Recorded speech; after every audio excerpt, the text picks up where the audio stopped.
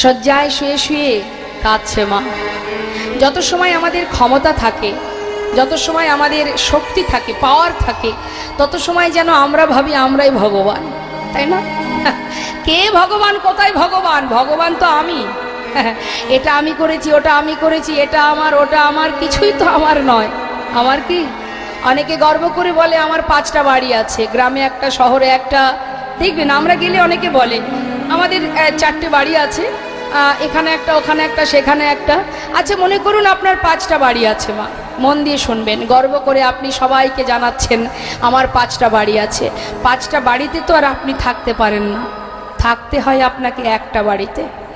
একটা বাড়ির পুরো জায়গাটা জুড়ে কি আপনি থাকতে পারেন? থাকতে হয় আপনাকে একটা ঘরে। তাই তো? মনে করুন, দেখবেন বলে না এটা বড় ছেলের ঘর, এটা ছোট ছেলের ঘর। আপনার থাকার জায়গা কিন্তু একটা রুমের মধ্যে, তাও একটা রুমের পুরো জায়গাটা জুড়ে থাকেন আপনি। থাকেন কোথায়? সেই ঘরের মধ্যে যদি একটা 6-7 একটা পালঙ্ক থাকে, সেই পালঙ্কের এক পাশে আপনি ঘুমান, তাই তো? এখন যদি কেউ বলে যে তোমার ঘর এক বলতে 5টা বাড়ি তোমার, তুমি গোটা পালঙ্কটা জুড়ে ঘুমাবে, তুমি এক পাশে কেন শুয়ে আছো? তখন সে কি বলবে? আরো একজন আছে না, সেও তো শোবে। অর্থাৎ পুরো পালঙ্কটা জুড়ে আমি ঘুমাতে পারবো না, আমার জায়গা এক পাশে, কারণ সেখানে আরো একজন আছে, অংশীদার, ভাগিদার আর একজন আছে, সেও তো ঘুমাবে। তাহলে তোমার জায়গা কতটুকু মা? হ্যাঁ, 5তলা বাড়ি আছে, 5টা বাড়ি আছে, থাকার জায়গা এক পালঙ্কের এক কোণে 3.5 হাত জায়গা নেই। তাই গৌর হরি বল, হরি বল। তাহলে কিসের এত অহংকার, কিসের এত গর্ব? হ্যাঁ, তিনি যেমন দিতে জানেন, যেদিন থেকে তোমার ভিতরে অহংকার জন্মাবে, যেদিন থেকে জন্মাবে, সেই দিন থেকে তোমার একটু একটু করে পতন হয়ে যেতে হবে। কারণ ভগবান সব সইতে পারে, পারে না অহংকার, হিংসা। তার প্রমাণ মহাভারত। হ্যাঁ, হিংসা যদি কেউ করেছে, অহংকার যদি জন্মেছে, দুটো কথা মাথায় রাখবেন, কৃপা আর ইচ্ছা। জীবনে যা কিছু পেয়েছি তার কৃপাই, আর যা কিছু চেষ্টা করেও পাচ্ছি না, আমার মনে করুন একটা বিরাট আশা, আমি চেষ্টা করে যাচ্ছি কিন্তু পাচ্ছি না, 1000 চেষ্টার পরেও পেলাম না, জানবেন সেটা তার ইচ্ছা। সে দেবে না আপনাকে, আপনি সারা জীবন ছুটে বেড়ালেও পাবেন না। সে দেবে না কেন? সেটা দিলে আপনার মঙ্গল হবে না, তাই সে দেবে না। তুমি যতই লাপালাপি ছুটোছুটি করো, তোমাকে দেবে না। তিনি জানে কোনটা দিলে জীবের কল্যাণ হবে আর কোনটা দিলে কল্যাণ হবে না। তাই জীবনে 1000 চেষ্টা করলেও তুমি পাবে না। তাই একটা হলো কৃপা, এক হলো তার ইচ্ছা। সে যেভাবে চালাবে আমাদের সেইভাবে চলতে হবে। তিনি খেলাচ্ছেন, আমরা খেলছি। হ্যাঁ, ভুল করে কখনো কখনো অহংকার করে বলে বসি, কিন্তু সত্য কথা যারা বুঝেছে, যারা জানে, তারা কখনো অহংকার করবে না। অহংকার করবে না, কারণ খেলছি তো আমরা তো খেলা করছি। আজ যে রাজা কাল সে ভিখারি, আজ যে রাজা কাল সে ভিখারি। তার বড় প্রমাণ কে? তার বড় প্রমাণ রাজা হরিশ্চন্দ্র, অযোধ্যার সম্রাট। তাই তো শাস্ত্রে বলেছেন, একটা গানে আমরা শুনেছি মা, অবতার শ্রীরামচন্দ্র মা জানকীর পতি, তার হইল বনবাস, রাবণী করে দুর্গতি, আগুনেও পুড়িল না, আগুনেও পুড়িল না, কপালের কি লেখা কাহার সমান নাহি যায়। ও গো চিরদিন কাহার সমান নাহি যায়। ও গো আজকে যে রাজা ধীরাজ, আজকে যে রাজা ধীরাজ, কাল সে ভিক্ষা চায়। কাহার সমান নাহি যায়। ও গো চিরদিন কাহার সমান নাহি যায়। অযোধ্যার অত বড় সম্রাট হরিশ্চন্দ্র অবশেষে শ্মশানে মরা পোড়ানোর কাজ করত কাশীধামে। নিজের সন্তান রৈতাস্য সর্পদংশনে মৃত্যু হবার পর শ্মশানে গিয়ে তার দাহ করতে গেলে শ্মশানের একটা নিয়ম আছে, 16 আনা কড়ি দিতে হয়। সেই কড়িটুকু পর্যন্ত রাজা হরিশ্চন্দ্রের ছিল না। তাই মাগো, অহংকার পতনের মূল, অহংকার করা যাবে না। আজ অহংকার করেছিল কে? প্রাণ কৃষ্ণ সিংহ। আমি যা করব সেটাই হবে। চিরতরে কি হলো? বিষয় সম্পদ যা ছিল সবই হারালো, অবশেষে নিজের সন্তানের মুখটাও দেখতে পেল না। যখনই তার প্রাণ হারালো, সে চলে গেল।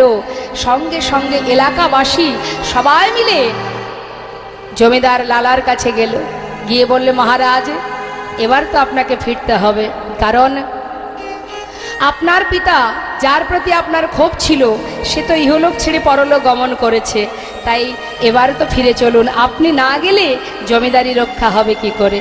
সকলের অনুরোধে অবশেষে লালাবাবু ফিরে এলো।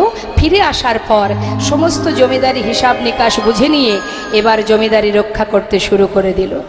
দেখতে দেখতে উপযুক্ত বিবাহের বয়স হয়েছে বলে তার সুকন্যার সঙ্গে বিবাহ হলো, যার নাম কাত্যায়নী। একটা সন্তান হলো, পুত্র সন্তান, যার নাম দিল নারায়ণ। তার একটা পালিতা কন্যা ছিল, যার নাম ছিল সুমতি। তাহলে মা, পরিবারে কতজন? স্ত্রী কাত্যায়নী, সন্তান, পুত্র সন্তান নারায়ণ, আর পালিতা কন্যা সুমতি। এই হচ্ছে সংসার। জমিদারি রক্ষা হচ্ছে, সুখে স্বাচ্ছন্দ্যে দিন কাটছে। একটু একটু করে জীবনের ত্যাগের সৃষ্টি হলো, বৈরাগ্য এলো। কিভাবে হলো এটাই আমাদের জানার বিষয়। এত বিষয় সম্পদের মালিক হয়েও দেখুন কিভাবে, কখন কিভাবে কার জীবনে ত্যাগ আসে মা, কে বলতে পারে? হ্যাঁ, কখন কার ভিতরে চেতনা হয়, চৈতন্য হয়, কেউ জানে না। সাধু সঙ্গ যদি করা হয়, বৈষ্ণব সঙ্গ যদি করা হয়, তবেই কিন্তু একটু একটু করে আমাদের ভিতরে চৈতন্য জ্ঞান আসবে। আজ দেখুন, একজন ভিখারি তিনি এসেছেন লালার দ্বারে ভিক্ষা করতে। এসে বলছে, ভিক্ষাং দেহি, ভিক্ষাং দেহি। স্বয়ং লালা নিজে সঙ্গে সঙ্গে সদর দরজায় এসে পৌঁছালো। জিজ্ঞাসা করছে, ভিখারি, তুমি ভিক্ষা করো? কেন ভিক্ষা করো? হ্যাঁ, কি জন্য ভিক্ষা করো? তখন সেই ভিখারি বললেন, বাবু, আমি কেন ভিক্ষা করি শুনুন তাহলে। বাবু গো, বাবু গো,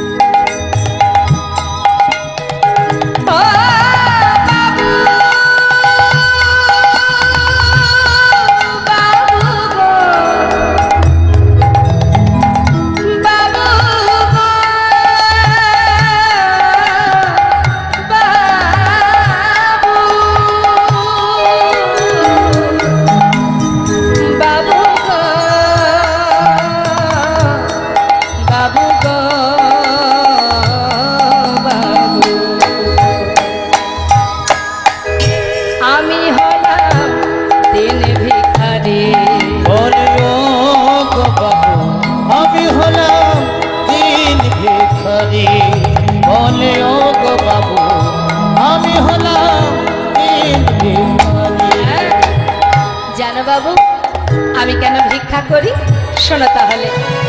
আমার ঘরে আছে গিরি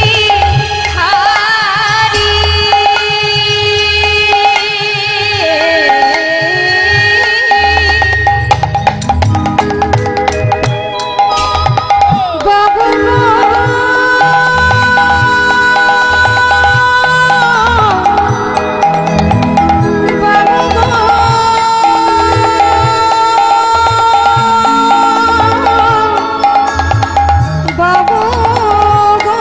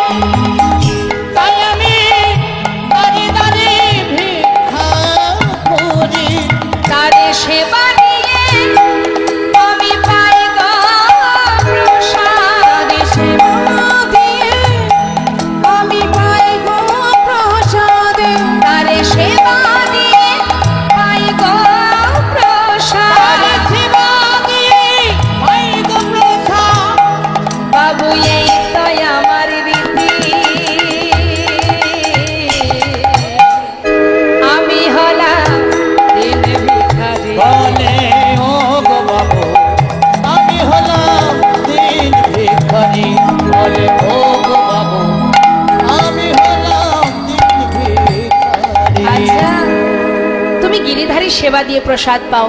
দাঁড়াও দাঁড়াও। ঘরের ভিতরে প্রবেশ করে অনেক দামি দামি রত্নের একটা পুটুলি বেঁধেছে। বেঁধে বলছে, ভিখারি এগুলো ধরো।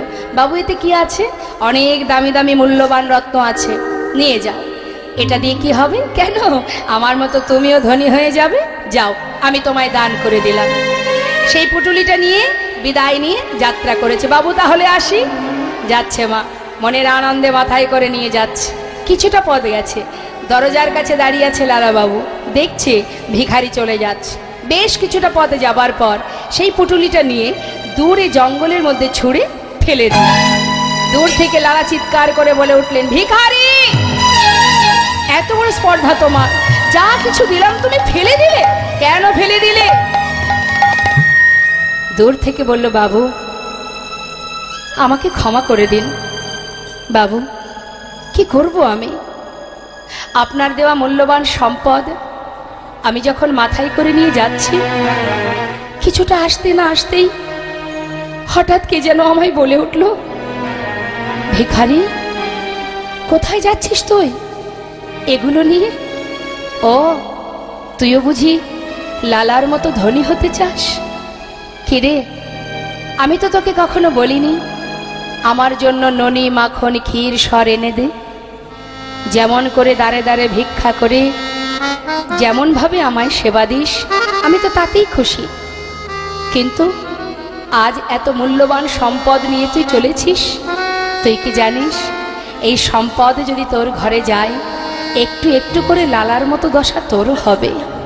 বিষয় সম্পদের মধ্যে যত তোর দিন যাবে, তুই একটু একটু করে গোবিন্দ ভজন ভুলে যাবি।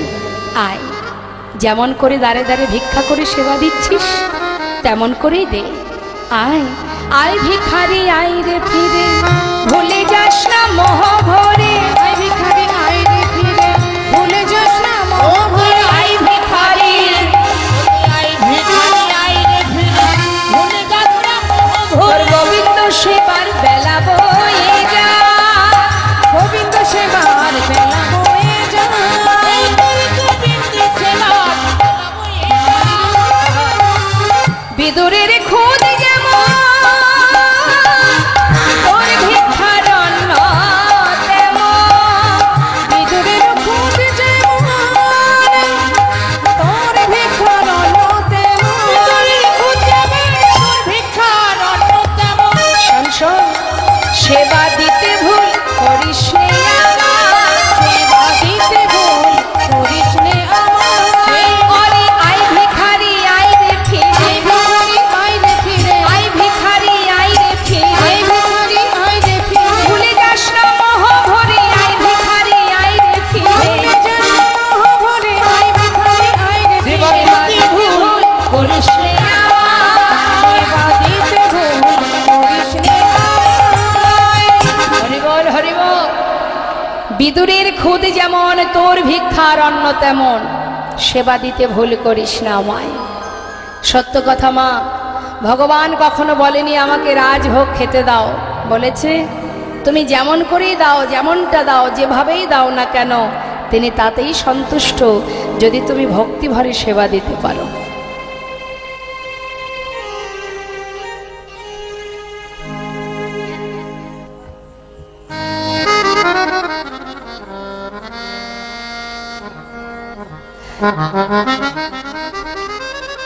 তুমি যেভাবে ভগবানকে সেবা দেবে, যদি তার মধ্যে ভক্তি থাকে, মনে করুন আপনি ভগবানকে একটু মিষ্টান্ন রন্ধন করে দেবেন। এখন মিষ্টান্ন রন্ধন করতে গিয়ে যে যে জিনিসগুলো লাগে, তার মধ্যে মনে করুন হয়তো একটা দুটো জিনিস আপনার কাছে নেই। হ্যাঁ, শাস্ত্রে বললেন যা আছে, যেটুকু আছে, নাইবা থাকলো দুটো জিনিস, তাতে কি আছে, যেটুকু আছে সেটা দিয়েই তুমি রন্ধন করো, তাতেই ভগবান খুশি। হ্যাঁ, এর শুধুমাত্র নিয়ম হচ্ছে মা ভক্তি ভরে ভালোবাসা। ভক্তি ভরে যদি ভালোবাসা যায়, বৃন্দাবনের যত ব্রজঙ্গনাগণ গোপীগণ তারা গোবিন্দকে ভালোবাসতেন। কিভাবে ভালোবাসতেন? অর্থ দিয়ে, পাণ্ডিত্য দিয়ে, ধন ঐশ্বর্য দিয়ে না, ভালোবাসতেন হৃদয় দিয়ে। আমি আমার বলতে যা কিছু সব তোমার চরণে সঁপে দিয়েছি, অর্থাৎ আমার দেয়া দেহ, এ দেহ তোমার। আস্তে আমার দেয়া এই যে দেহ, তোমার দেয়া এই যে দেহ, এটা তোমার দেহ, তোমার চরণে সঁপেছি, আর কিছু আমরা জানি না। নিজের করে ভালোবাসতেন। একবার চিন্তা করুন মা, যখন ভগবান কৃষ্ণচন্দ্র যখন বৃন্দাবন থেকে মথুরায় যান, ঠিক সেই সময় বৃন্দাবনের গোপীগণ তারা পথের ধারে শুয়ে গোবিন্দকে বলেছিলেন যে রথ যদি চালাতে হয়, চলেই যখন তুমি যাবে, তাহলে আমাদের বক্ষের উপর দিয়ে রথ চালিয়ে নিয়ে যাও। তাতে কি হবে? রথ চালিয়ে নিয়ে যাওয়ার পর তুমি একটিবার আমাদের দিকে তাকাবে, তাতে কি হবে? উভয়ের মঙ্গল। যাত্রার কালে তুমি সব দর্শন পাবে, তাতে তোমার যাত্রা শুভ হবে, আর মৃত্যুর আগে তোমার বদন আমরা দেখতে পাবো। নিতাই গৌর হরিবল হরিবল। তা এই হচ্ছে ব্রজপ্রেম, এটা হলো ব্রজপ্রেম। ভালোবাসতে যদি হয় মা, তুমি যেমনভাবেই বাসো না কেন, যদি তার মধ্যে ভক্তি থাকে, প্রেম থাকে, আর কিচ্ছু লাগবে না। ভগবান বললেন আমার কিছুই চাই না, আমি বিশ্ব ব্রহ্মাণ্ডের মালিক। ভক্ত যদি দুফোঁটা বাড়ি বরিশন করে, আর কিছু নয়। সারা জীবন আমরা কাঁদি কি জন্য? সংসারের জন্য কাঁদি, হ্যাঁ, নিজের আত্মসুখের জন্য, নিজের সুখের জন্য ভগবানের কাছে কাঁদি, কিন্তু ভগবানকে পাওয়ার জন্য তার চরণে দুফোঁটা বাড়ি বরিশন করি না কেন? এটাই আমাদের সমস্যা। কাঁদতেই যদি হয়, প্রভুর চরণ পাওয়ার জন্য কাঁদো। সংসারের গোনাদিন তো ফুরিয়ে যাবেই, আজ না হোক কাল, কিন্তু যেন তার চরণে পৌঁছাতে পারি সেই চিন্তা করো, সেই চিন্তা করে কাঁদো। সুন্দর একটা দৃষ্টান্ত আপনাদের দিয়ে একটু শুনুন মন দিয়ে। সুন্দর একটা দৃষ্টান্ত মা, ভক্তিভরে ভালোবাসার প্রমাণ শুনুন। তাহলে লীলা তো আমরা শ্রবণ করবই, তার মধ্যে দিয়ে কথাটা একটু শুনব। বেশি দূর নয়, বর্ধমান জেলা। বর্ধমান জেলার শ্রীখণ্ড নিবাসী। শ্রীখণ্ডে অনেকেই গেছেন, যেখানে নাড়ুখা গোপীনাথ আছেন। তা এই শ্রীখণ্ড মুকুন্দ দাস, যার ঘরে আছে গোপীনাথ, আর ওই গোপীনাথ আর তার ছোট্ট সন্তান, যার বয়স 12 বছর, যার নাম রঘুনন্দন। আজও বর্তমান আপনারা গেলে দেখতে পাবেন অর্ধনাড়ু হাতে নিয়ে দাঁড়িয়ে আছে শ্রীখণ্ডে। এখন তিনি একটু কবিরাজি জানতেন। মুকুন্দ দাস খুব ভালো কবিরাজি জানতেন। আগেকার সময় তো এত মেডিসিন ছিল না। কোনো ব্যক্তি অসুস্থ হলে ওই গাছগাছরা দিয়ে জড়িবুটি তৈরি করে তাকে সুস্থ করা হতো। এখন একজন গ্রামে অসুস্থ হওয়ার কারণে মুকুন্দ দাসের ডাক পড়েছে, যেতে হবে। ঘরে আছে গোপীনাথের বিগ্রহ, তার সেবা দেওয়ার ব্যাপার আছে। চিন্তায় পড়েছে মুকুন্দ দাস, আমি একা মানুষ, কোন দিকে যাব? তখন ওই 12 বছরের ছোট্ট ছেলে বাবার মুখে হাত দিয়ে চিন্তা করতে দেখে বলছে, বাবা তুমি কি কিছু ভাবছো? হ্যাঁ। কি ভাবছো? দেখ, ঘরে আমার গোপীনাথ সেবা, এদিকে গ্রামে একজন অসুস্থ, একই সময়ে দুই দিকে যাওয়া একার দ্বারা কি সম্ভব? আমি কি করব তাই ভাবছি।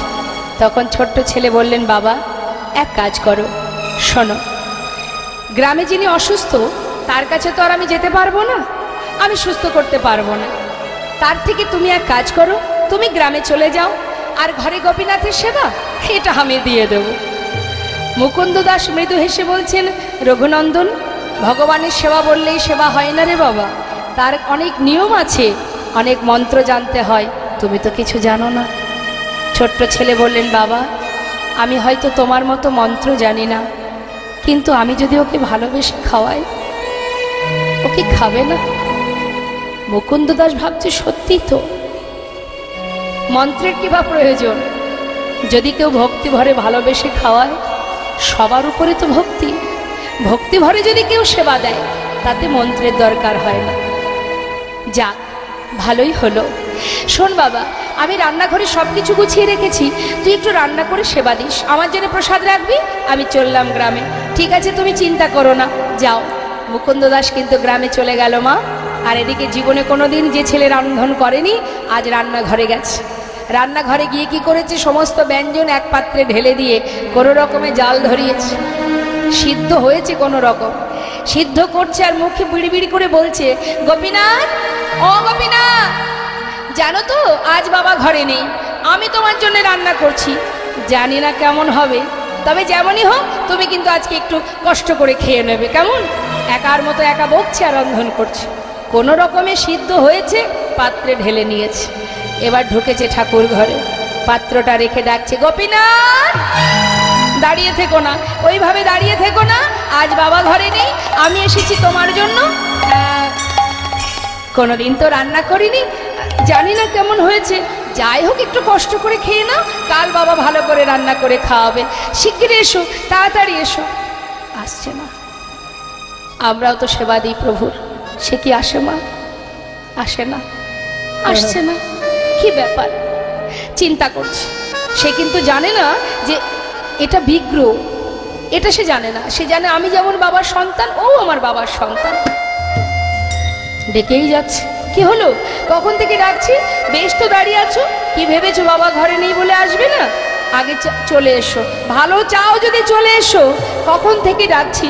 তুমি কি জানো না আমি কোনোদিন রান্না করিনি, তোমার জন্য রান্না করেছি। আমার কি কষ্ট হয় না? এসো না গোপীনাথ, তাড়াতাড়ি এসো। তাও আসছে না। এত করে ডাকছে, আসছে না। চিন্তা করছে সে যদি না খায় বাবা আমাকে বকবে। আমি তাকে বড় মুখ করে বলেছি আমি তাকে খাওয়াবো। আসবে না মানে? শোনো গোপীনাথ, তুমি আসবে না তো? ভালোই ভালোই যদি পারো চলে এসো।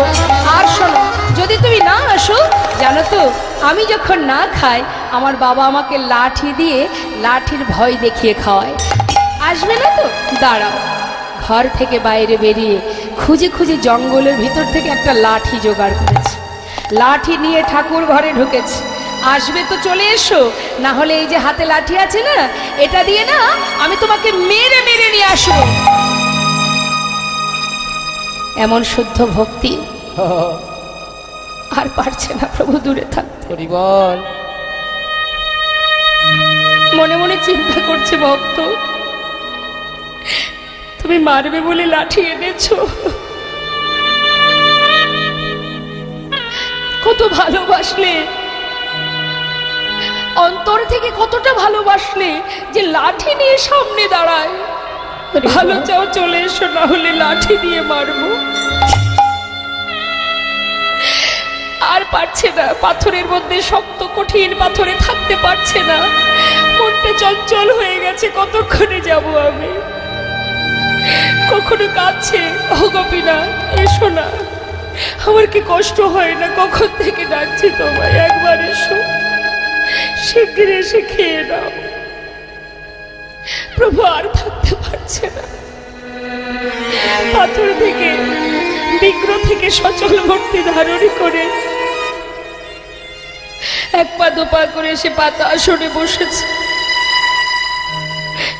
কে করেছে রান্না? আমি করেছি। যেই না লাঠির ভয় দেখিয়েছি আর সেই চলে এসেছে। শিগগিরই খেয়ে নাও, আজ বাবা ঘরে নেই। যেই না মুখে দিয়েছে, কেমন হয়েছে? নিশ্চয়ই ভালো হয়নি। কখনো তো রান্না করিনি। একটু কষ্ট করে খেয়ে নাও, কাল বাবা ভালো করে রান্না করে খাওয়াবে। ভগবান চোখের জলে মুখ ভাসিয়ে কাঁদছে। ভক্ত, তুমি জানো না সে যে কত সুস্বাদু। ভক্ত যদি আমাকে সেবা দেওয়ার জন্য রন্ধন করে, সেটা খারাপ হবে কেমন করে? এতদিন এই ঘরে আছি, এমন অমৃত কোনোদিন পাইনি আমি। এই যে কত স্বাদ, এই যে অমৃত, আমি তোমাকে বলে বোঝাতে পারবো না। এ তো আমি জানি। আমার ভক্ত যখন আমার জন্য রন্ধন করে, সে যে কত সুস্বাদু হয়, সে তো আমি জানি, তুমি বুঝবে না। খেয়ে নাও। খেতে খেতে প্রায় শেষ। বহুদিন পর ভক্তের হাতে রান্না পেয়ে কারোর কথা মনে নেই, তৃপ্তি করে আস্বাদন করছে। সেবা করতে করতে প্রায় শেষ। আর অবশিষ্ট যেটুকু আছে মুখে দিতে যাবে, হঠাৎ রঘুনন্দন ছুটে গিয়ে হাতটা চেপে ধরেছে। ওঠো, এক্ষুনি উঠে যাও, ওঠো বলছি। আর তুমি খাবে না? ঠিকই, এই তো ডেকে ডেকে নিয়ে এলে, আবার তাড়িয়ে দিচ্ছ। দেব না, তোমাকে তো পুরোটাই ধরে দিয়েছি। তুমি কি জানো না এখনো আমি খাইনি, আমার বাবা খায়নি। আমাদের জন্য একটু রাখবে না? পুরোটাই খেয়ে নেবে। ও কি জানো তো ভক্ত, বহুদিন পর তোমার হাতে রান্না পেয়েছি তো, আজ না আর কারোর কথা মনে ছিল না। আচ্ছা ঠিক আছে, এই অবশেষে যেটুকু, এই অবশিষ্ট এটুকু আমি তোমার জন্য রেখে গেলাম, তুমি খেয়ে নিও, কেমন? বেশ। বেশি তো ছিল না মা। প্রভু আবার বিগ্রে মিলিত হলেন, আর এদিকে পাত্রটা যেটুকু ছিল সেবা করে ধুয়ে তুলে রেখেছে। মুকুন্দ দাস সময় মতো ঘরে ফিরেছে। রঘুনন্দন, বলো বাবা, সেবা হয়েছে তো? হ্যাঁ হ্যাঁ, তোমার কোনো চিন্তা করতে হবে না। যাক, শোন, আমার প্রচণ্ড খিদে পেয়েছে, সারাদিন তো কোথাও কোনো সেবা পাইনি, দে একটু প্রসাদ এনে দে। বাবা, আজ আর কিন্তু প্রসাদ নেই। কেন নেই? কি করে থাকবে? সবই তো গোপীনাথ খেয়ে নিচ্ছিল। ভাগ্যিস আমি হাতটা ধরেছিলাম, আমার জন্য এইটুকু রেখেছিল, সেটা আমি খেয়ে নিয়েছি। সে কি কথা? এতদিন আমি তাকে সেবা দিই, কোনোদিন তার পাই না দেখা। আজ আমি ঘরে নেই, আজ সেবা করে নিল? কি করে হতে পারে? অসম্ভব। হ্যাঁ, সে তো পাথরের বিগ্রহ, সে তো চলতে পারে না, কথা বলতে পারে না, সে কি করে খাবে? যার যেমন ভাব তার তেমনই লাভ। সারা জীবন ভেবেছে সে পাথরের বিগ্রহ, সেই জন্য কোনো দিন সেই মুকুন্দ দাস তার দেখা পায়নি। আর যেজন নিজের ভেবে ভালোবেসেছিল সে সাক্ষাৎ দর্শন পেল। কি করে সম্ভব? মনের সন্দেহটা মনেই থেকে গেল বাবা। ছেলেকে পরের দিন পরীক্ষা করবার জন্য বললেন, রঘুনন্দন, তুই তো ভালো সেবা দিতে শিখেছিস বাবা, শোন, বলছি কি, ওই কালও আমাকে যেতে হবে গ্রামের কাজে, তা শোন, তোকে আর রান্না করতে হবে না, ঘরে নাড়ু তৈরি করা আছে, গোপীনাথ নাড়ু খেতে ভালোবাসে, তুই নাড়ুটা ভোগ দিয়ে দিস। ঠিক আছে বাবা। পরের দিন মুকুন্দ দাস কিন্তু কোথাও যায়নি। ছেলেকে হাতে নাতে ধরবে বলে মন্দিরের পিছনে গিয়ে দেয়ালে কান পেতে আছে। কেন? আজ আমি শুনবো আমার পুত্র যখন মন্দিরে যাবে, সে ছাড়া আর কারোর কণ্ঠ শোনা যায় কিনা। কান পেতে আছে। আর এদিকে পাত্রে নাড়ু সাজিয়ে নিয়ে ছোট্ট 12 বছরের ছেলে রঘুনন্দন মন্দিরে ঢুকেছে। গোপীনাথ, আজ কিন্তু আর ডাকতে পারবো না, চিনতে পারছো তো? কাল এসেছিলাম, শিগগিরই এসো, আজ বাবা তোমার জন্য নাড়ু তৈরি করে পাঠিয়েছে, তুমি নাকি নাড়ু খেতে ভালোবাসো, তাড়াতাড়ি এসো, নাড়ু সেবা করে যাও। হরি বল, হরি বল। ভগবান আর কোনো কথা নয়, পাথর থেকে সচল মূর্তি ধারণ করলেন। এসে বললেন, ভক্ত, কেউ যদি আমাকে ডাকার মতো একবার ডাকে, আর সেই ডাক যদি আমার কানে একবার পৌঁছে যায়, ভক্ত যদি কোনোদিন আমাকে ভুলেও যায়, আমি সেই ভক্তকে যুগে যুগে ভুলি না। রে বল, তোমায় ডাকতে হবে না, এই দেখো আমি এসেছি, শিগগিরই খেয়ে নাও। কে করেছে নাড়ু? বাবা করেছে। বাবা মনে মনে ভাবছে, প্রভু বাবাই করুক আর যেই করুক, ভক্তের হাতের ছোঁয়া তো লেগে আছে, মুখে দিয়েছে। পাশে দাঁড়িয়ে রঘুনন্দন ভাবছে, কালকের মতো দাঁড়িয়ে থাকবো, আর যদি গোপীনাথ একটা একটা করে সব খেয়ে নেয়, আজ আমি আর তা হতে দেব না, আজ ও খাবে আমিও খাবো। এই ভেবে পাত্র থেকে একটা নাড়ু তুলে নিয়েছে, তুলে নিয়ে মুখে দিয়েছে। অর্ধেকটা সেবা করেছে মা, যখনই ভালো লেগেছে আর ওই বাকি অর্ধেক এঁঠো নাড়ুটা গোপীনাথের মুখের কাছে ধরেছে। খেয়ে দেখো কত সুন্দর, খেয়ে দেখো গোপীনাথ, কত সুস্বাদু, নিয়ে এই নাও, খেয়ে দেখো, হা করো। নিজের উচ্ছিষ্টটা যখন ভগবানের মুখের কাছে ধরেছে, ভগবান চোখের জলে বুক ভাসিয়ে কাঁদছে। কেমন ভক্তি! নিজের উচ্ছিষ্ট দিতে এতটুকু দ্বিধা হচ্ছে না, কেমন ভালোবাসা! তার চোখে জল দেখে বলছে, গোপীনাথ তুমি কাঁদছো? আচ্ছা, আমি এঁঠো নাড়ু দিয়েছি তাই? আসলে আমার ভালো লেগেছে বলেই তোমাকে খাওয়াচ্ছিলাম। ঠিক আছে, আর দেব না, তুমি কেঁদো না। ভগবান বলছে, না গো না, আমি সেজন্য কাঁদছি না। জানো ভক্ত, আমি কাঁদছি কেন? এই যে তুমি আমাকে খাওয়াচ্ছ, আচ্ছা তুমি যদি আমাকে খাওয়াতে পারো, তবে কি আমি তোমাকে খাওয়াতে পারি? নিশ্চয়ই, তাহলে তুমি আমাকে খাও, আমি তোমাকে খাওয়াই। এবার ভগবান তার প্রসাদে নাড়ু দিচ্ছে ভক্তের বদনে, আর ভক্ত তার এঁঠো নাড়ু দিচ্ছে ভগবানের বদনে। ভক্ত ভগবানের মধুর মিলন। হরি বল, হরি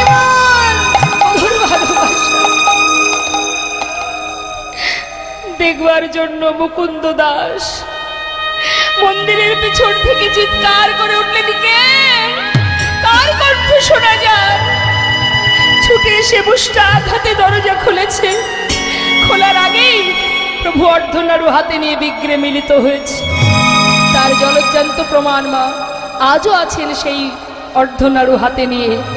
শাস্ত্রে বললেন, অদ্যাপি শ্রীখণ্ড পরে অর্ধনাড়ু আছে করে, দেখেন যত ভাগ্যবান জনে, শ্রী রঘুনন্দন যে অভিন্ন মদন সে, উদ্ধব দাস রসভন।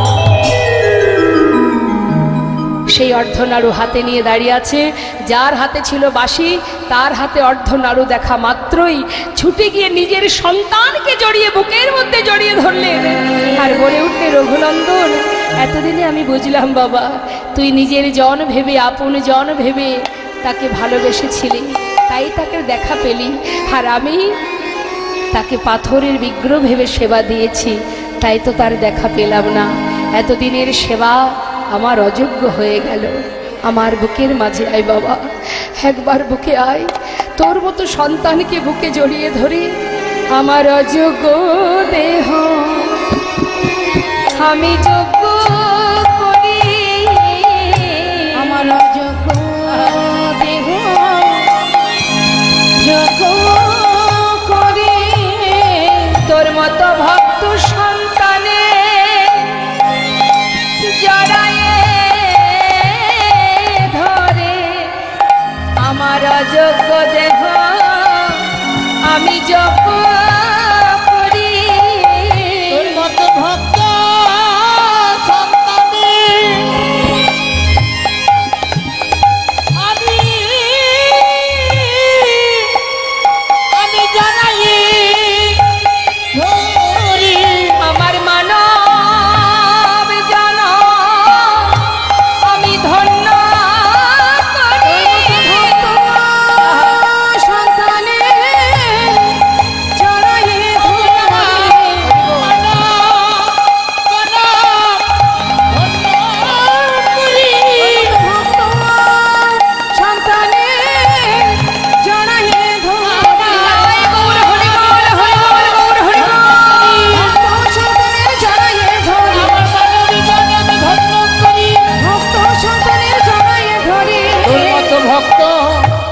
সন্তানে ধরি।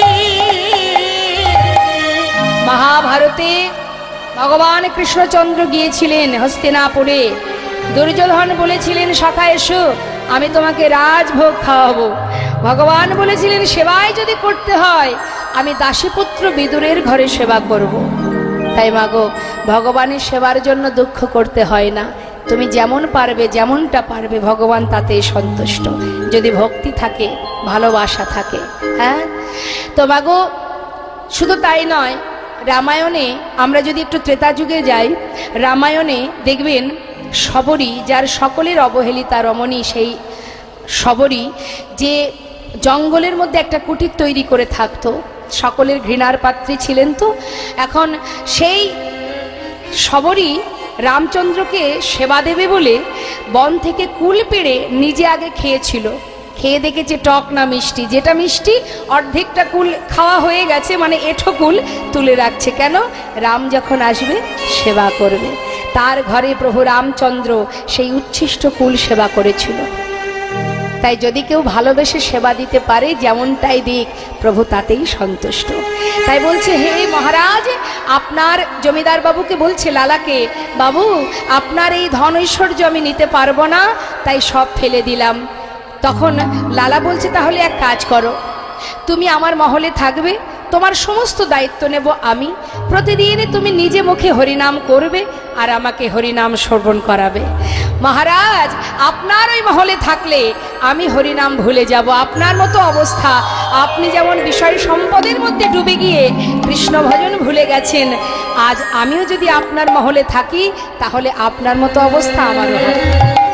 তাই আমি থাকতে পারবো না, আমি যে কুঠিরে বাস করি সেটাই আমার স্বর্গরাজ্য।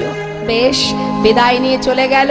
সেই থেকেই কিন্তু লালার মধ্যে চিন্তা শুরু হয়ে গেল মা, যে এই বিশাল মহলে এই জমিদারি বিষয় সম্পদের মধ্যে থাকলে তবে কি কৃষ্ণ ভজন হয় না? তবে কি কৃষ্ণ ভজন থেকে দূরে সরে যেতে হয়? সত্য কথা, যখন কিছুই থাকে না তখন জীবনে একমাত্র ভগবানই সার হয়ে থাকে। যখন আমাদের একটু একটু করে সমস্ত আশা পূর্ণ করতে থাকে ভগবান, তখন দেখবেন টাকা পয়সা বিষয় সম্পদ তার চিন্তা করতে গিয়ে সারাদিনে ভগবানকে একবার সেবা দেব সেই সময়টুকু আমাদের হয় না। তাই গৌর হরিবল হরিবল। তাই লালা কিন্তু মা এই যে বলেছে যে আপনার মহলে থাকলে কৃষ্ণ ভজন আমিও ভুলে যাব, এটা কিন্তু তার মাথায় চিন্তা ঢুকে গেছে। অহরহ সেটাই চিন্তা করছে যে এই মহলে থাকলে কি কৃষ্ণ ভজন হবে না, গোবিন্দচরণ পাবো না। আহা, ভাবতে ভাবতে হঠাৎ একদিন তিনি যাচ্ছেন খাজনা আদায় করতে। গোটা রাজ্য পরিদর্শন করে খাজনা আদায় করে বেলি অবসানকালে ফিরছে। যখন ফিরছে, ফেরবার সময় বেলি অবসান মানে দিনের আলো শেষ, সন্ধ্যা আগত, ঠিক সেই সময় পালকি চেপে ফিরছে লালা। আর রজকন্যা, রজকন্যা কাদের বলে মা? ধোপাদের বলা হয় রজক। এখন তার কন্যা চিৎকার করে তার পিতাকে বলছে, কি বলছে? বাবু গো, বাবু গো, বেলা যায় বাসনায় আগুন দাও, বেলা যায় বাসনায় আগুন দাও। অর্থাৎ শুকনো কলার পাতাকে বলা হয় বাসনা। আগেকার সময় তো এত ডিটারজেন্ট ছিল না, কাপড় পরিষ্কার করতে গেলে ধোপারা কলার পাতাকে, শুকনো কলার পাতাকে পুড়িয়ে যে খার, যে ছাইটা হতো সেটা দিয়ে কাপড় পরিষ্কার করত। তাই বলছে বাবু বেলা যায় বাসনায় আগুন দাও। আর পালকি চেপে ফিরছে লালা, প্রতিধ্বনি হচ্ছে মা, কি শুনছে? বেলা যায়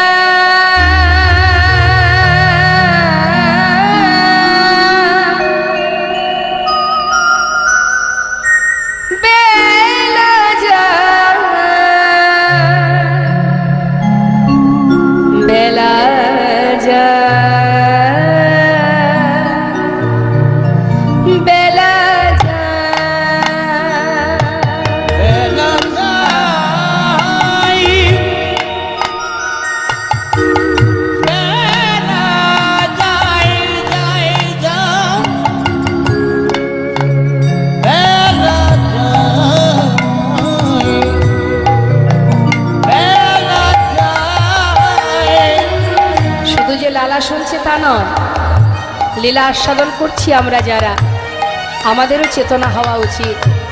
আমাদেরও জীবন বেলা কিন্তু বয়ে যাচ্ছে। আহা, রিভাবটা কাটবেন না।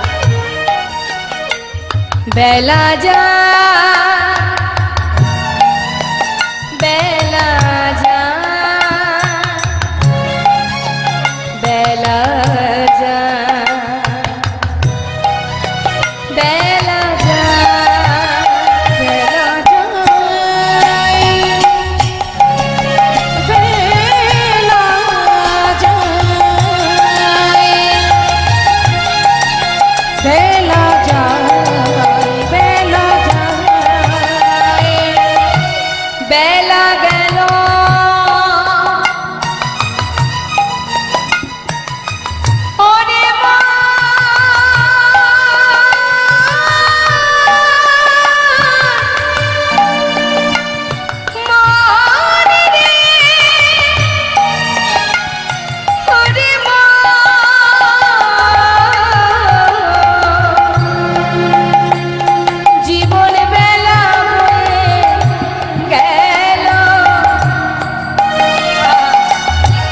ভজ ভজ একেবারে কৃষ্ণ ভজ, ওরে মনা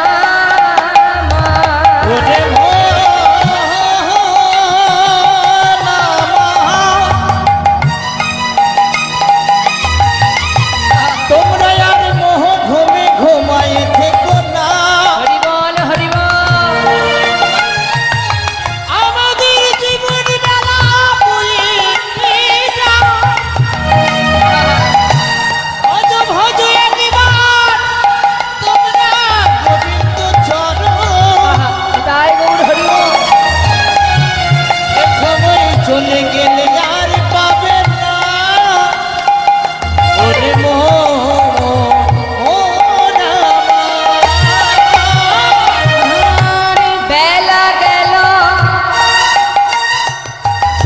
সন্ধ্যা হলো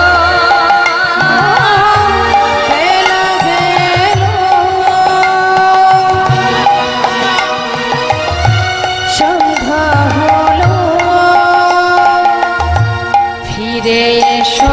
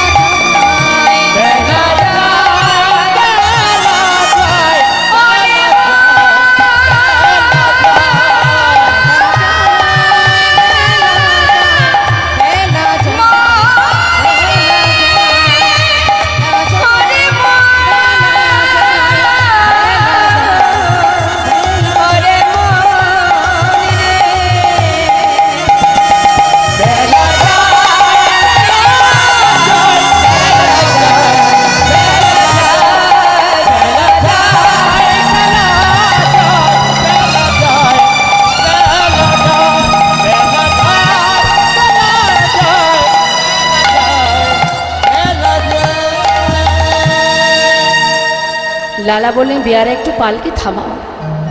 আমি যেন কি শুনলাম। পালকি থেকে নেমে ওই রজক কন্যার কাছে গিয়ে দাঁড়ালেন জমিদার লালা।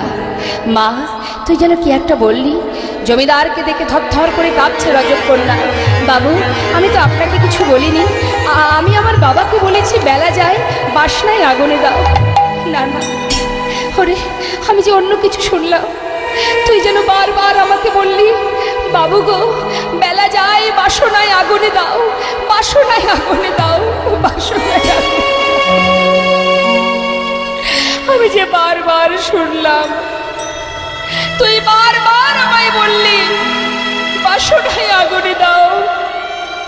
ঠিকই তো বলেছিস মা। কামনা বাসনার পিছনে ছুটতে ছুটতে আমাদের যে জীবন বেলা শেষ হতে চলেছে মা। আরে কবে পৌঁছাবো গোবিন্দ চরণে, কবে হবে কৃষ্ণ ভজন। পালকিতে উঠে নিজের ঘরে ফিরে এসে নিজের পালিতা কন্যা সুমতিকে বলছি, সুমতি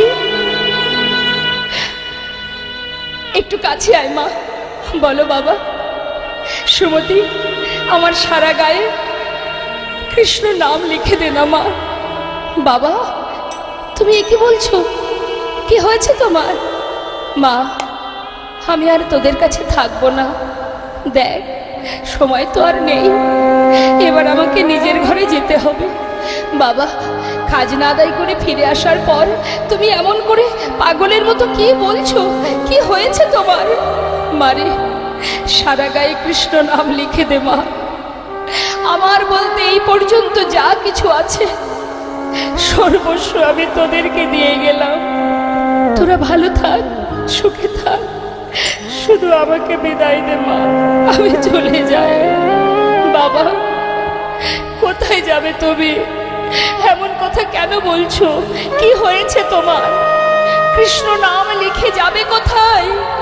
আমি কোথায় যাব শুনবি? যাব রে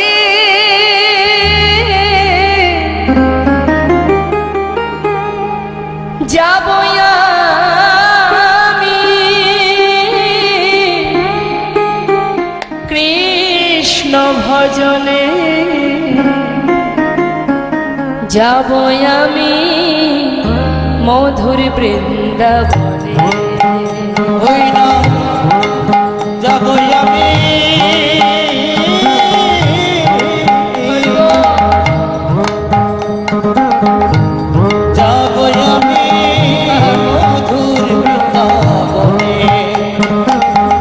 রইল সাধে জমিদারি, রইল এ ঘর বাড়ি, বৃন্দাবনে চলে যাব সব কিছু ছাড়ি।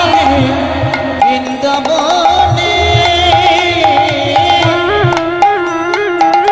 চলে যাব সব কিছু সুখারি সাজায়ে দে কৃষ্ণ মনে আমার এই অভিলাষ আমি হব বৃন্দাবনে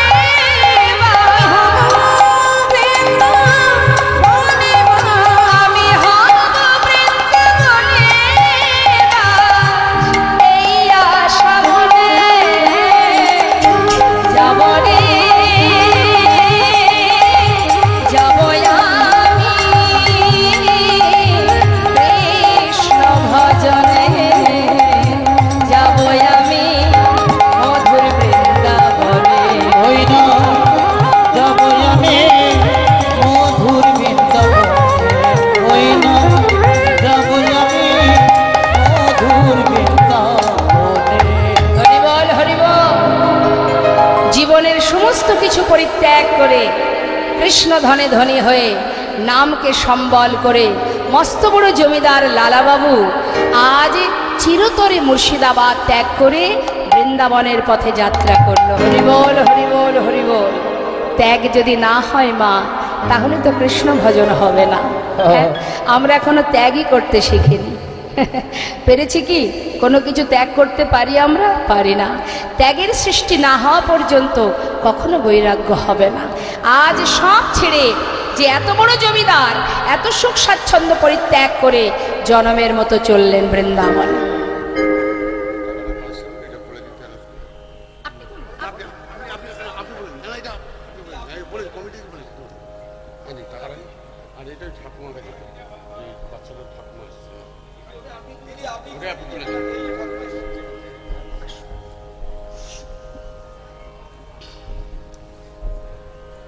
জয় রাধেশ্যাম।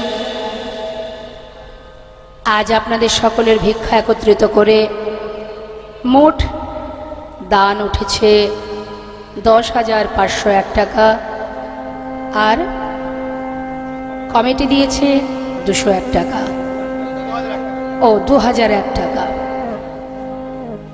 সবাই মিলে আশীর্বাদ করবেন। এখানে ছোট্ট শিশুর ঠাকুমা এসেছেন। সবাই একবার সন্তানের জন্য ভগবানের কাছে প্রার্থনা করুন যেন অতি শীঘ্র তাড়াতাড়ি প্রভুর কৃপায় সে সুস্থর পথে আসতে পারে। একমাত্র তিনিই পারেন তাকে আবার আমাদের মতো মায়েদের কাছে ফিরিয়ে দিতে। নিতাই গৌর হরিবোল, নিতাই গৌর হরিবোল, হরিবোল হরিবোল।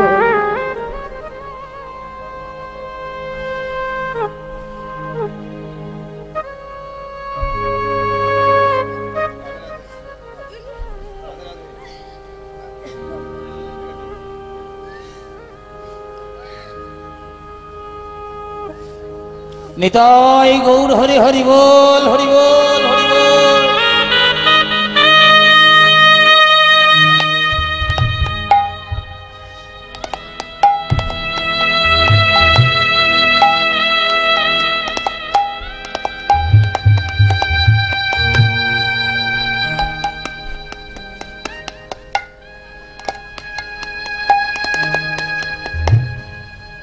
একটু দাঁড়াবেন।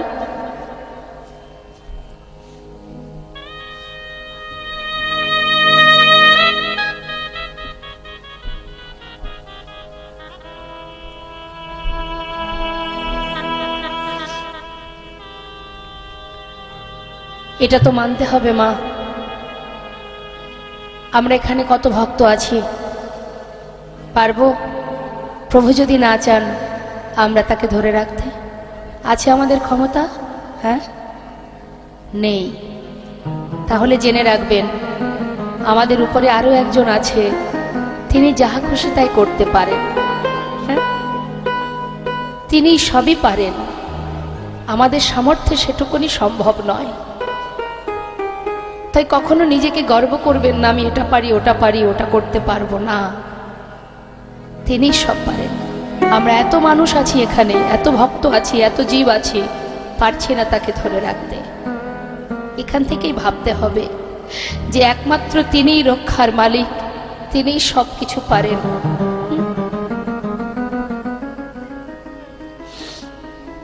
শুধু ভগবানের কাছে এটাই আমরা প্রার্থনা করতে পারি, সে যেন তাড়াতাড়ি সুপথে চলে আসে। ভগবান তুমি একবার কৃপা করো, একবার ওকে সঠিক পথে হাজার অপরাধ দূরীভূত করে দাও, তার যদি কোনো কুকর্ম থেকে থাকে মুছে দাও, তাকে আবার তোমার চরণে সেবার অধিকারী করে রাখো।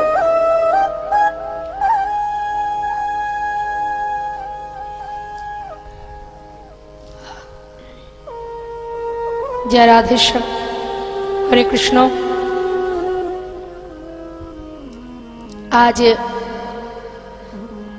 জীবনের সর্বস্ব পরিত্যাগ করে জমিদার লালা চলে গেল বৃন্দাবনে। বদনে কৃষ্ণ নাম গাইতে গাইতে যাচ্ছে। হে জীব, নাম ছাড়া গতি নাই, কৃষ্ণ নাম করো। তার নাম ছাড়া আমাদের আর কোনো উপায় নেই। এসেছি যেমন, চলে তো যেতেই হবে মা। আসার পালা সবারই শেষ, বাকি শুধু যাওয়ার পালা। সবাই পথে দাঁড়িয়ে আছি, কখন কাকে নিয়ে যাবে কে বা জানে।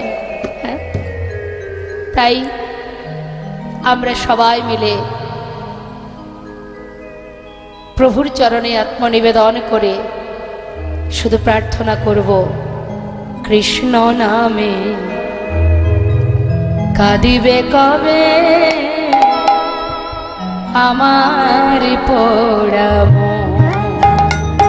ওই না কৃষ্ণ নামে কাঁদবে কবে আমার পোড়া মন। কবে যাব বিষয় ছেড়ে, কবে যাব বিষয় ছেড়ে মধুর বৃন্দাবন। কৃষ্ণ নামে কাঁদবে কবে আমার পোড়া মন। ওই কৃষ্ণ নামে কাঁদবে কবে আমার পোড়া মন। কৃষ্ণ আমার কালো সোনা,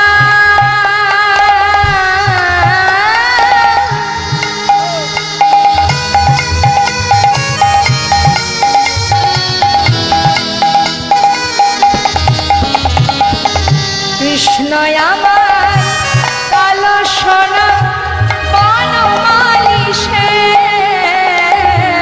কৃষ্ণ আমার কালো সোনা,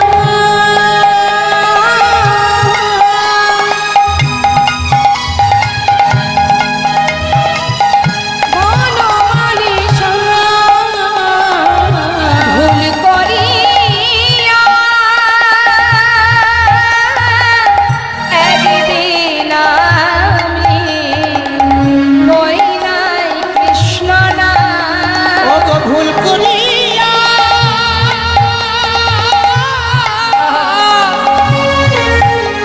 ও তো একদিন আমি ওই নাই কৃষ্ণ নাম। কৃষ্ণ নামিতে পারের সঙ্গ, কৃষ্ণ নামিতে পারের সঙ্গ, কৃষ্ণ নামিতে পারের সঙ্গ। কৃষ্ণ নামে হরির সম্মান। কবে পাব দর্শন। ওই না কৃষ্ণ জয় গৌর হরি বল, গৌর হরি বল। আমার পোড়া মন। ওই কৃষ্ণ নামে কাঁদিবে কবে আমার পোড়া মন। ওই না কৃষ্ণ নামে কাঁদবে কবে আমার পোড়া মন। কৃষ্ণ নাম গাইতে গাইতে আজ মস্ত বড় জমিদার লালা সব কিছু ত্যাগ করে চললেন কৃষ্ণ ধনে ধনী হয়ে আপন জনার সন্ধানে। বদনে কৃষ্ণ নাম 2 মাস কেটে গেল মা বৃন্দাবনে পৌঁছাতে পৌঁছাতে। বৃন্দাবনে যখন এসে পৌঁছালো তখন নিশি প্রভাত হয়ে গেছে। এদিকে প্রভাতকালে ব্রজবাড়িরা তারা পসরা সাজিয়ে সারিবদ্ধ হয়ে যাচ্ছে। জমিদার লালা তাদেরকে ডেকে জিজ্ঞাসা করছে, ও ব্রজবাসী, তোমরা কোথায় যাচ্ছ? হ্যাঁ, বাকি বিহারীর ভোগ দিতে। দেখো, আমি তো চিনি না, আমাকে একটু তোমরা নিয়ে যাবে? বেশ, এখন ব্রজমায়েরা বলছি কেন নিয়ে যাব না, চলো আমাদের সঙ্গে। তবে আমরা যে নাম গাইছি সেই নাম গাইতে গাইতে চলো। কি নাম? সবাই মিলে আমরা একসঙ্গে গাইবো, কেমন?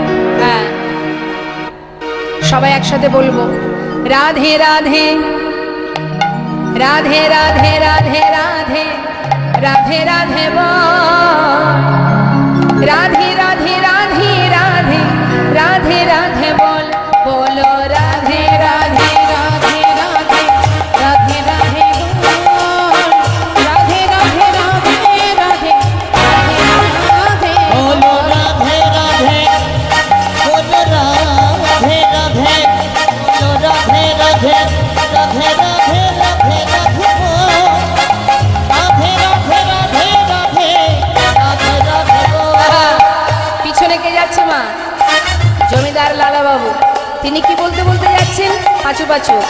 হ্যাঁ, কৃষ্ণ কৃষ্ণ কৃষ্ণ কৃষ্ণ কৃষ্ণ কৃষ্ণ বল, কৃষ্ণ কৃষ্ণ কৃষ্ণ কৃষ্ণ কৃষ্ণ কৃষ্ণ বলো কৃষ্ণ কৃষ্ণ, বলো কৃষ্ণ কৃষ্ণ কৃষ্ণ কৃষ্ণ কৃষ্ণ কৃষ্ণ বল, কৃষ্ণ কৃষ্ণ কৃষ্ণ কৃষ্ণ কৃষ্ণ কৃষ্ণ বল। হ্যাঁ, দাঁড়াও দাঁড়াও দাঁড়াও, এই নাম চলবে না, চলবে না।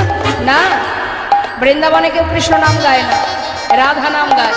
আমরা যে নাম গাইছি সেই নাম গাইতে হবে। লালা বলছে তা কেন হবে? তোমরা করছো রাধার নাম, আমি করছি কৃষ্ণ নাম, উভয়ের নাম হচ্ছে।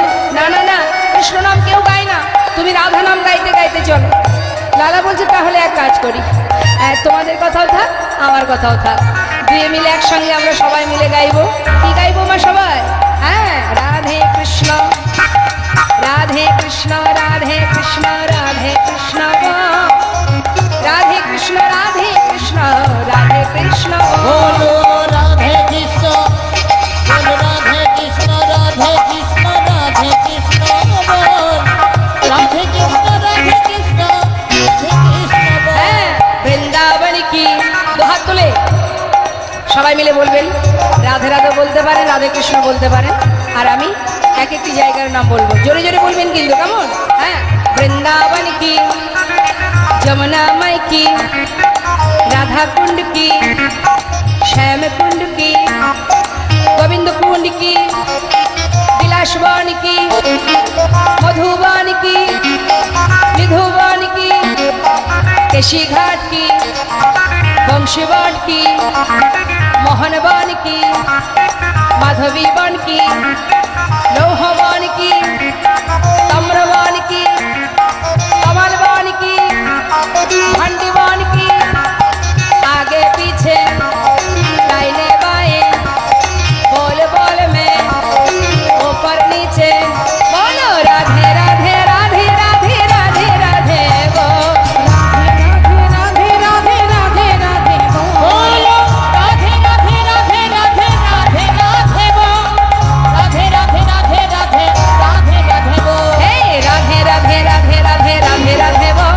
राधे राधे राधे राधे राधे राधे बोल, राधा रानी की, राधे राधे राधे राधे राधे राधे बोल। प्रेम से बोलिए बाके बिहारी लाल की, রাধেশ্যাম রাধেশ্যাম।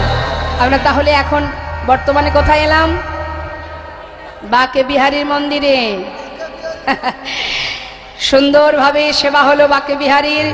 হ্যাঁ, বাকে বিহারীর সেবা হলো। দেখুন, বাকে বিহারীর যে মন্দির স্থাপিত হয়েছিল আজকের এই অক্ষয় তৃতীয়াতে, আজকের দিনেই কিন্তু বাকে বিহারীর বিগ্রহ স্থাপিত হয়েছিল। তা সেই বাকে বিহারীর সেবা হলো মা। সেবার পর কিন্তু লালাকে প্রসাদ দেওয়া হলো, যেহেতু বৃন্দাবনের নতুন অতিথি, ভালো ভালো প্রসাদ দিয়েছে, লালা সেবাও করেছে। সেবার পর লালা কি করলেন? সেবার পরে কি হয়?